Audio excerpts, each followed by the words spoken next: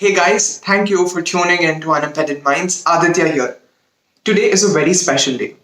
Yes, it is Raksha Bandhan, but also it is the World Sanskrit Day or the Vishwa Samskrita Divasa.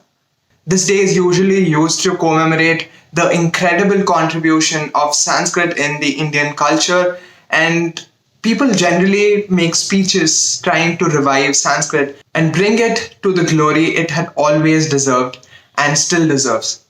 But unfortunately, I still think that this is nothing but a wishful thinking.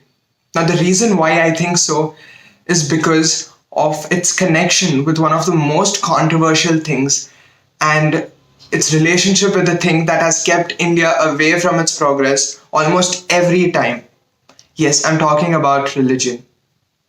In this video, hang out with me and let's discover the current scenario of Sanskrit with some visuals.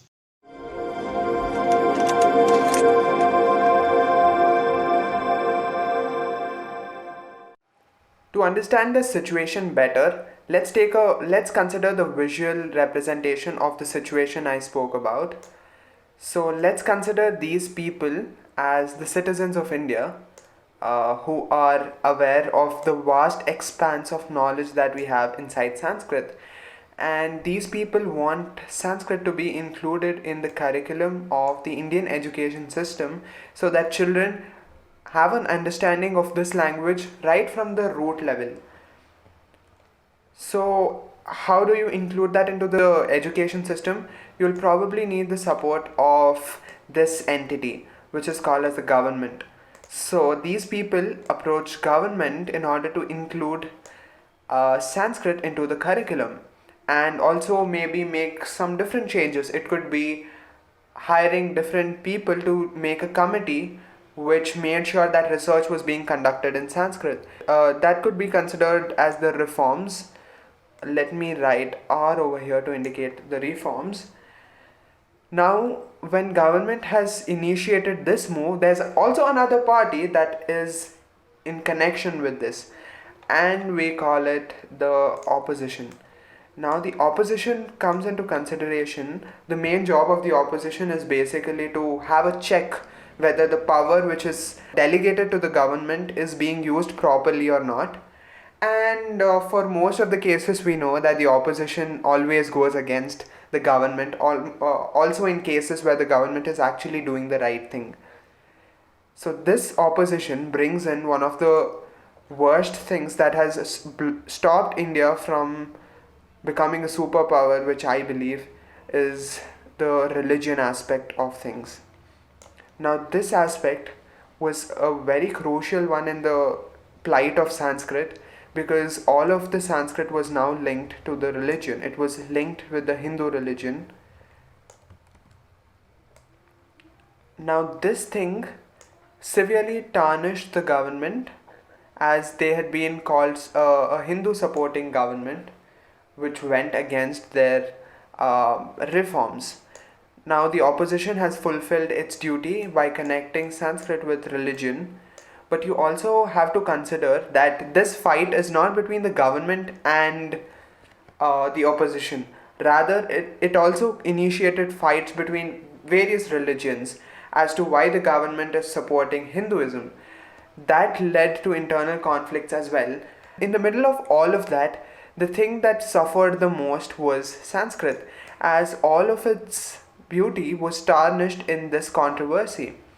And today we see that even though people are studying Sanskrit, most of the part they are doing it because it's in their education system.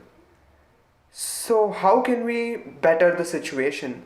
Now, if you consider this relation which I just spoke about, which is the connection of the Sanskrit and religion, is inevitable.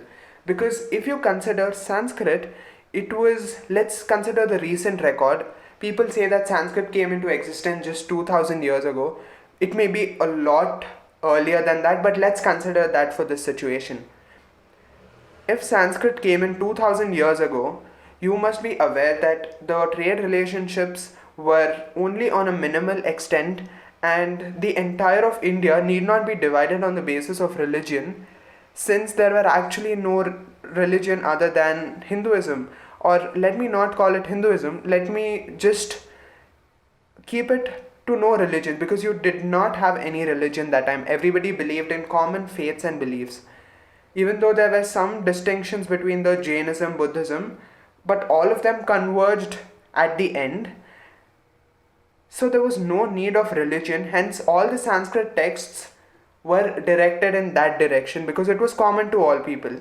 But if you take that discussion in today's date, you will obviously find all references of Sanskrit to Hinduism. Now, this is something very logical, but people still connect it very much to the religion aspect of it, which makes Sanskrit more like a religionistic language. If you consider Hindi, so do all the people who speak Hindi are Hindus? No, that is not the case. But Sanskrit is slowly falling into that category where now that is the worst thing that could have happened and will probably come in the way of Sanskrit becoming majorly studied because of its links with this religionism, and it's growing thicker and thicker with all the conflicts that are happening. The recent Ayodhya case also somewhere directed in the saffronization of Sanskrit. This link that I'm talking has grown into such a mess that we cannot now resolve this completely. Instead, what we can do is move away from all of this, move away from all of that, and consider, let's remove all the entities from there. These people will be managing situations anyhow, but we as people who understand, people who are aware and conscious, need to make a decision. You do not need government intervention so that Sanskrit can be taught to children. If you are interested and you are aware of the various things Sanskrit has achieved, you can as well share it with your siblings, you can share it with your children. If it's out of interest, you can actually learn Sanskrit, and you can even start a research on documents. You have plenty of organizations that you can take help of.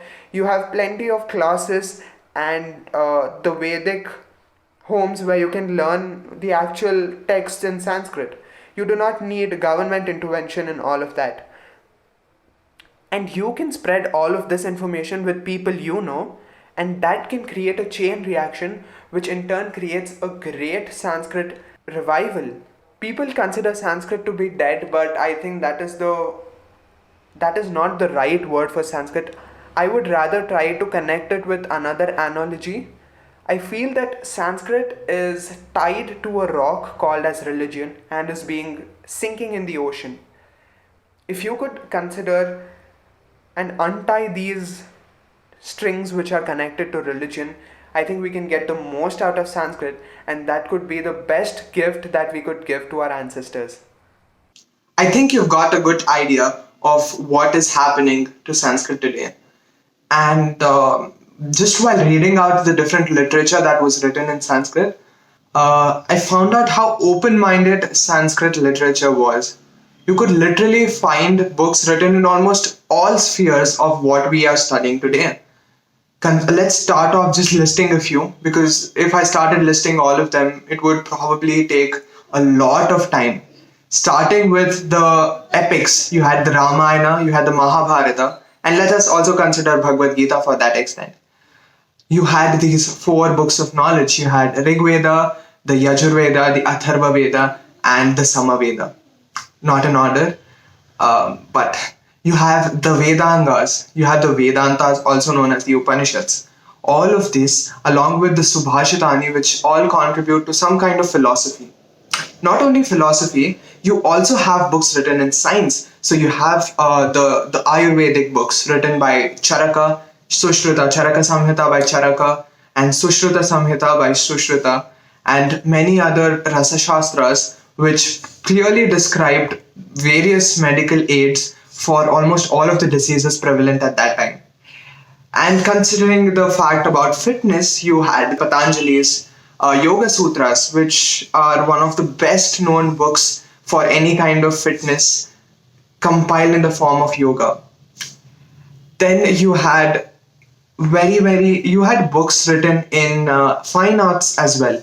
So you could find Bharata Muni's Natya Shastra, which deals completely about how the theatre should be, how people act, how dance positions are, etc. And you had even the Gita Shastras, which describe the 7 notes that we all cherish today. It's the classical music. And not only these, you have also books written which are completely based on the politic system. Arthashastra, written by Kautilya, is an excellent example of that. I could list out loads and loads of books like that, but I think I'll stop the video here because I think you get the idea, right? And the only way we can ever revive Sanskrit language is the awareness that we have about them. I keep speaking about them, and the perspective with which we look at the Sanskrit, with which we look at the language. It is very important that we change the perspective so that the actual situations also change. At the end, if you like the video, this has been a long video, I agree. If you like the video and you're still at the end, make sure you let me know somewhere, because I really think that you have real patience of listening to me for that long. Okay, see you with the next video. I'll be coming up with more videos. Thank you.